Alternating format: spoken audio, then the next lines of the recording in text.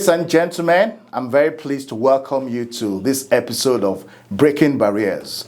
My name is Emmanuel Adebola, and Breaking Barriers is a talk show where we showcase the lives of people who are doing outstanding work in the community, either as professionals, businessmen, or stakeholders across different walks of life. We've had the privilege of inviting and hosting ladies like Charmaine Williams and Nikki Clark, who are doing fantastically well within the Black community and even across Canada.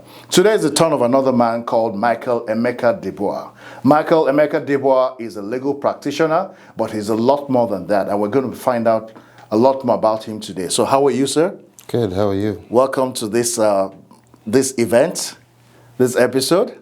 It's interesting that the first two people that we invited, hosted on this event, were brought into Canada by the decision of their parents. But you're a first-generation immigrant, and so a lot lies on your shoulders, a family man who's doing fantastic work. Can you take us back to that decision to come to Canada and how the journey has been over this period of time? Oh, good. Thank you. Thank you. Thank you for having me. Yeah. I'm a proud Nigerian. Okay. And the decision to come to Canada was made while I was in the UK. Okay. I studied for my LLM at Cardiff University. And I was writing the exams to become a solicitor in England when, for family reasons, we felt Canada would be a better place for our family. Okay. And so my wife and my two young children at the time, my wife and I made the decision to move to Canada. So like you said, we made that decision to come here. And that journey has been good. God has been faithful to my family and I. I was called to the Ontario Bar in 2010. I came to Canada in 2009. Okay. Just a year after? Just a year after. Okay. Yes. And I've been practicing law since 2010 till now. I've been a sole practitioner. Okay. So what are some of the challenges you've had to navigate? I mean, it's fantastic that you got called to bar just a year after you came, but what was the situation then for you as a Black, permit me to use, or a Nigerian, if you prefer, Nigerian lawyer operating in Canada, as opposed to now? Have there been changes, noticeable differences, or has it always been a welcoming environment for you and your business? Well, Canada's historically welcomed immigrants. Yeah. And 15 years ago, when I actually came to Canada in 2009, so 16 years ago, and now there's been a lot of changes. There's been more people of African descent entering into the legal profession. Okay. And also, there's been a lot of inroads from our South Asian brothers. The first thing I did when I came to Canada or something that motivated the first big decision I did about community work was having attended a South Asian lawyers gathering. Okay. And I sat alongside lawyers, judges, and I think Dalton McGuinty was the premier at the time, and he was at that event. Okay. And I went back saying, what a very, very impactful event. How do we bring our people together in the way that I've just seen? I believe the name of the organization was the Canadian Association of South Asian Lawyers. Okay. And this helped me, and this, like I said, motivated me into the next step I took, or the first step I took towards community bonding in Canada. Okay. I'm guessing that's in relation to the Canadian Association of Nigerian Lawyers, yes. Okay, so that's what led to the start of that. Yes. As soon as I went to this event in a banquet hall in Toronto, I was invited by a friend that I wrote the bar with. Okay. And like I said, it was, I looked to my left, I looked to my right, I saw people in the legal profession. Mind you, I had been to another event before then, a Canadian Association of Black Lawyer event, which was something to do with continuing development, professional development at the time, something we call CPD in law. But this was a social event. They had judges fly out from British Columbia, from Alberta, and some of the judges, there were South Asian judges in Ontario. And, lawyers, like I said, politicians and people of influence. And it just got me energized. And this was what led to me gathering a group of people at the time between 2011 to the formal or the first gala we had, or first event we had, which brought lawyers from Nigeria together and which led to the birth of the Canadian Association of Nigerian Lawyers in 2012. Okay, that's fantastic. It looks like you really hit the ground running coming into Canada, because a lot of people first try to settle down. My story was very different. It took me about 5 years to settle in, and it's nice to know that you were able to do these things really quickly. But did you face any pushback from other people who you met around? Because there's always a tendency by some people who have been here longer to think, oh, this guy is just coming. What does he think who does he think he is? etc. Did you find that, or was there a general welcome acceptance to your initiatives at the time? I didn't face a pushback. What I faced was doubts and a lot of there was a lot of skepticism towards what I was trying to say. At that time, when we started the Canadian Association of Nigerian Lawyers, there was no registry of Nigerian lawyers. And so what I did was go to the registry of lawyers in Ontario, which is at the time it was known as the Law Society of, it's now called the Law Society of Ontario, but then it was known as the Law Society of Upper Canada. And so I started using, what helped me was I started using unique search engines, using names like AGBE, ADE, OLU, OKO, and those names that could only be Nigerian names. And so from there I pulled over 100 lawyers. I see. Wow. And then started making, so there were, luckily for us with the lawyers register, or the registry of lawyers, is it has their phone numbers. Often wouldn't have their email, but it will have their phone numbers. But what I then was able to do was find them online, either write to them or call them. And I remembered some of the remarks we had at our first gala in 2012. Some people said, "Who's this guy calling me? He wouldn't stop. I'm here because he persisted."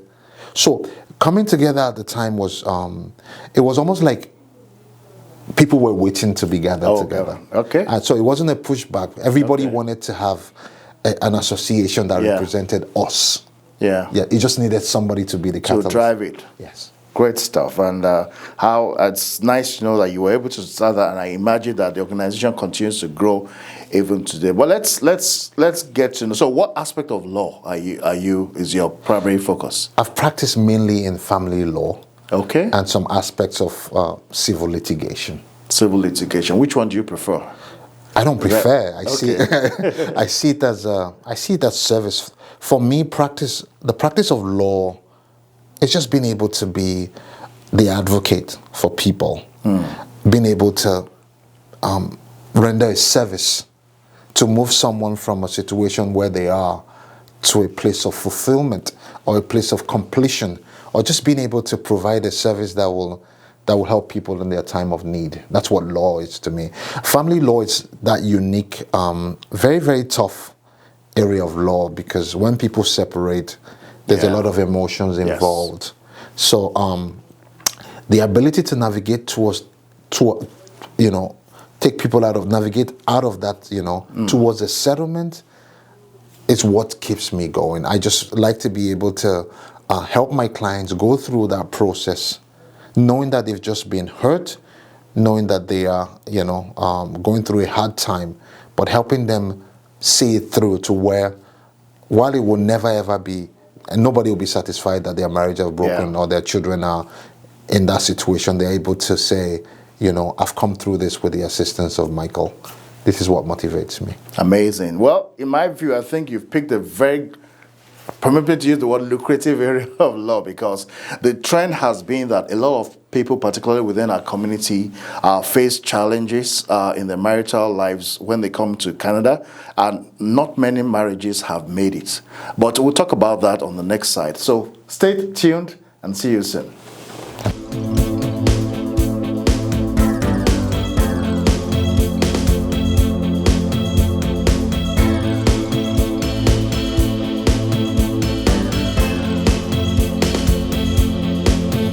Welcome Brampton and all over GTA. From age 5 to 30, Get ready for an amazing talent hunt show. Welcome to the second season of Brampton Rising Stars, where our theme this year is Color Your World. Imagine a stage bursting with creativity, expression, and the vibrant richness of color that inspires us every day. Oh Lord, please don't let me be misunderstood. We believe that every shade, every hue tells a story. The way he sings. So I want to give him a chance to show. After watching the performance tonight and also having seen their progression from audition. This season, we invite you to showcase your talent, where it's in music, dance, virtual art, or spoken word. No wonder the world is so full of it. For the withdrawal, it's too much to bear. I'd rather not dare. It has me on lock and key. For the key to set me free is not mine to keep. Bring your unique colors to life and share your creative journey.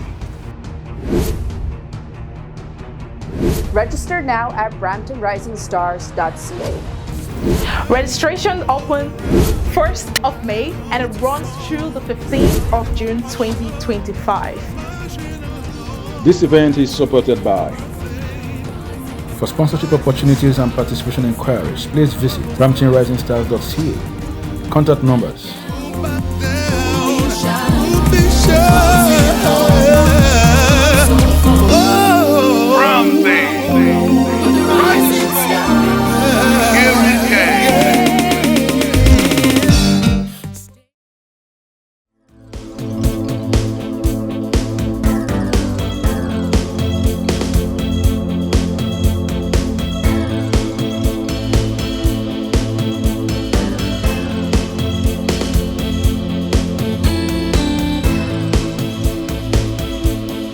Welcome back, viewers. If you're just joining us, this is Breaking Barriers Talk Show, where we have the privilege of hosting Michael Emeka Dibua, who is a legal practitioner. He's told us his experience in coming to Canada in 2009 and how he was able to establish different things, being called to bar, and also being able to start an association of Nigerian Canadians. But he also told us that he's focused primarily on family law, and I did say that it appears to be lucrative. He took me up on that in the break, saying that he doesn't see it as lucrative. So what exactly is it to you that you have a lot of people who have those challenges that you're trying to resolve?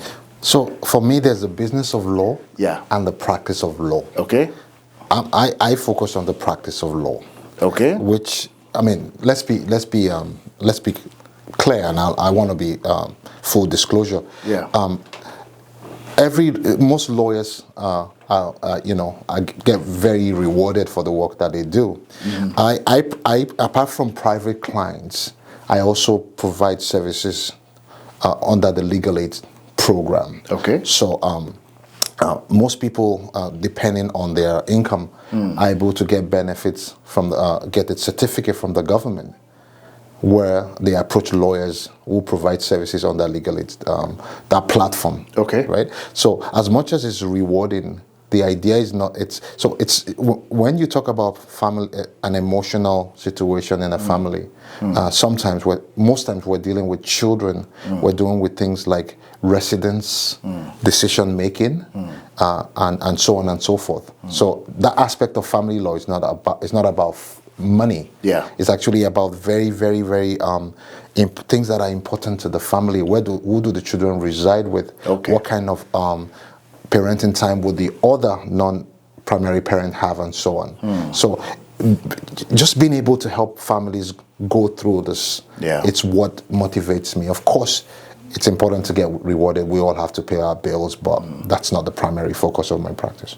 Understood. And thanks for what you. But how do you see the situation? Is it still, because quite frankly, a friend of mine told me that 4 of his younger brother was speaking the other day. There were 5 men, 4 of them were no longer in marriage, and this was just less than 5 years into being in Canada. So it looks as if it's a dire situation, and it's good that people like you are able to integrate with them. What makes it important to have people who look and talk like you is that you understand where they're coming from and hopefully can provide solutions or offerings to enable them navigate successfully, whatever decision they make. It's not your responsibility to make the final decision, but having that support is actually very important, I believe. Yes, even on my way to this this interview, Yes. I spoke to a client. Okay. Very bitter, very upset, and I try to encourage them to see the fact that when you separate, your children shouldn't suffer. Yeah. As long as there's a lot of research out there that children that are of divorced parents still succeed if the parents can put aside the differences and focus on the best interest of the children.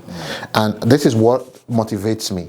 So managing my clients' expectation and staying very, very, it's not going to be easy to stay detached all the time because you're dealing with human beings. But being able to just let them understand that it's not about the difficulty between you and your ex, but looking at the bigger picture of how do I go through this process without my children being affected is part of what I look at before I even take on a file. Okay, fantastic. Now let's switch to a different aspect of your life, which is service. You identify that service is your priority, and I'm aware that you had something about change begins with me or something along the lines, but even more recently, you have a major initiative that is coming up called the African Heritage Center. Can you tell us about those two? Yes. Like I said at the beginning, I'm a proud Nigerian, but I also know the challenges that our people face back home. During my last visit to Nigeria in 2018, okay. Each time we go home, no matter how successful we are, we always go home. We go home and we want things to be good for our country. We want things to be good for our nation, I beg your pardon. And when I went home, again, overwhelmed by what I saw, I came home and I gathered a group of my friends in Canada, in the United States, the United Kingdom, and Nigeria. And we, over discussions on how we could also be part of the solution, we came up with an organization called It Begins With You. Okay. IBWU. And in simple terms, it just means that the change you need to see begins with you taking a step. It's like seeds, tiny seeds. You just being able to do the small part. Yeah. Little acts of charity, can make a lot of difference. And so that's how IBWU started. We've done a lot of impactful programs. Our website is ibw.org. If you go there, you will see programs and events that we've had since 2019 to date. And I don't want to, we stay humble because sadly the situation, the challenges in Nigeria they're not getting any better.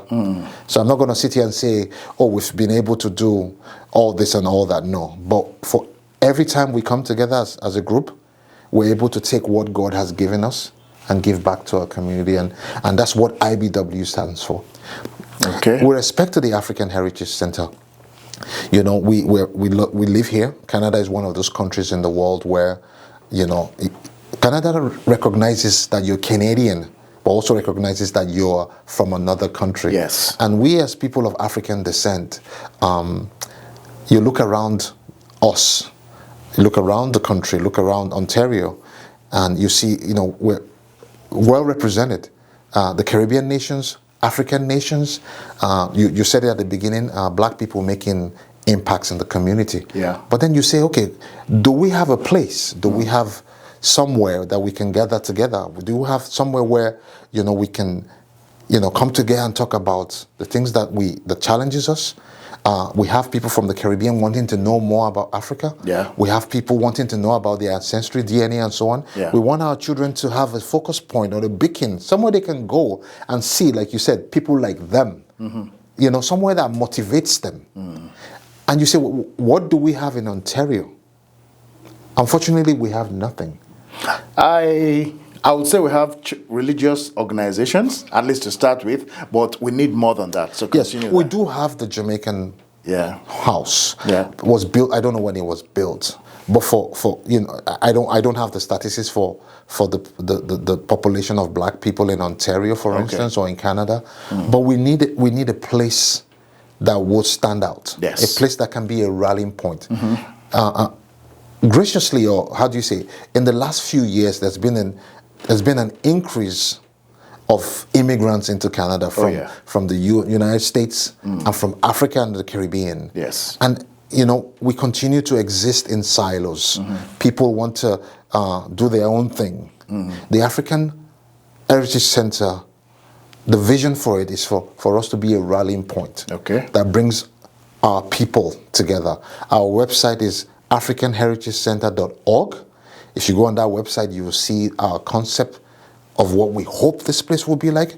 We have people all over African diaspora and the Caribbean diaspora as part of our board and our membership, and we're working towards actualizing that vision. We know it's not going to be easy. We know there's a lot of work in it, but we are looking forward to having a place, and we will build a place for African descent in Ontario. I believe so. Viewers, I encourage you to visit that site because I've seen the simulation he's trying to refer to, and I was really impressed. I saw an hotel there. So what are the things you have there? So the center was almost be like a mini campus, or a place that integrates everything from a museum to, like you said, accommodation to banquet halls, to a youth center, to a place where our seniors can come, to restaurants, everything that you can think of, under everything that you can under one roof. Yeah. We want our African Canadians, Caribbean Africans to be able to go and see something about the African language, how things were before slavery, where they can do, like I said, undertake a DNA to know where they're from. And this center will have all of these things. Even we're going to have a cinema. We hope to have, sports is a big deal in Africa, or amongst African or people of African descent. So we're going to have internal basketball courts where we can host world-class sporting events and so on and so forth. So, the website is there. We're also available on all social media handles, and you can find out more about the African Heritage Center and the vision of it on those platforms. Yeah, I just pray that it happens in our lifetime because it looks like a very big deal. I haven't seen many like that. I've seen some, buildings with different facets like the YMCA and others, but it would be nice to have something that Africans, Caribbeans can be a rallying point for us to engage and also to leave something behind for our children so that they recognize that this is who we are and we have to be proud of who we are. So do you identify as being black or African? Or because I'm saying that because all this while, the word black is very popular in this part of the world, but I've also met people who say they just struggle with that word, being called black. What's your take? If you ask me where, when my clients ask me where are you from, yes, it naturally just springs to my mind when I say I'm African. Okay. Because Africa is the mother continent. Yes. And people of African descent, including those in the Caribbean, those in North and South America, it all flows from Africa. So I'm proud to be African. I'm proud to be Nigerian too. And I'm proud to be a person of African descent. That's correct. Good stuff. And so, it's nice to see that these initiatives are there, and I know that you're also lending your support to other projects. Increasingly, those of us in the African Caribbean community are coming together. In an earlier episode, I did have a chat with one of the guests, and the understanding was that the Caribbean community more or less predates us. They came in the 70s or even before that. But like you rightly said, the African community have been coming in a lot more recently. The difference between the two is that those from the Caribbean community have gone through a session of repression, suppression, and it almost affects their psychic even up till now. Those from Africa are less cautious. They're more in your face, particularly for those of us from Nigeria. And what I'm hoping we'll see is a better handshake between the two communities so that we can work together and continue to solve. Because those who look at us don't necessarily see, different tribes or countries. They just see blacks. And it's funny how I've seen some people from Caribbean communities who look very similar to folks around my community. So really, we are one. Like, just back to your point. Absolutely. Because, when you ask me, what do I think I am? I say I'm African. Yes. But when the outsider looks at all of us, they see us as blacks. Yes. And if we continue to deny that fact, I think it's a disservice to all of us, because we are black Africans. Europeans come here, but they are able to acknowledge that they are Irish Americans or Irish Canadians, Italian Canadians. But I think I don't think we should be ashamed in recognizing that we are African Canadians. And I don't think that Africans didn't go through that, but we also went through our baptism of fire here.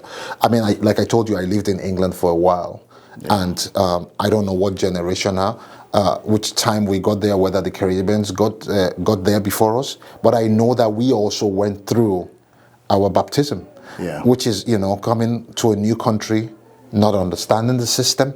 But this is an opportunity for us as people, as one people, to come together, because there's really no difference between us.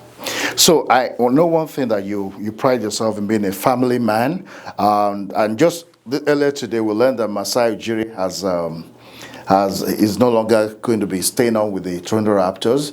I see you as a tall man. I think one other career you could have considered was basketball, but fortunately, it's my understanding that one of your daughters is playing the game. So tell us about her progress and how she's faring in the game. Oh yeah, I have 2 daughters and a very, very kind, beautiful wife. The reason why I'm here and the reason why I know that I'm successful today is down to my family and to my wife.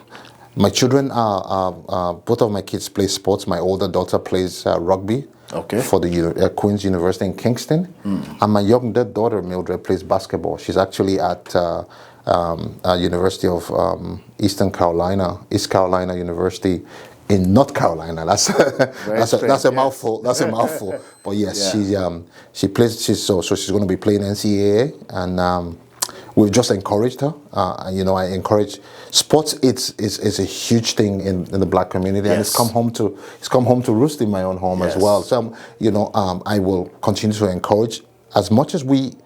Education is a big thing, but the good thing about the NCAA, as you know, is that it gives you not only the education, but the opportunity to have a career in sports.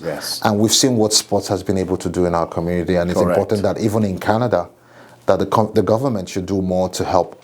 Sad about Masai. We love Masai, but we wish him well, and we will know it will not be a problem for him to find his next gig. And we're looking forward to the Raptors doing well this season. Thank you.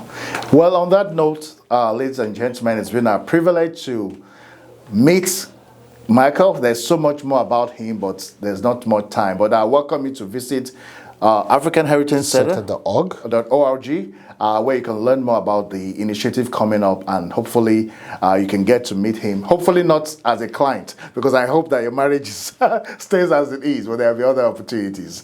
It's bye from us. My name is Emmanuel Babatunde Adebola, and it's been a privilege to receive you. Thank you very much, Michael. Thank you, Emmanuel.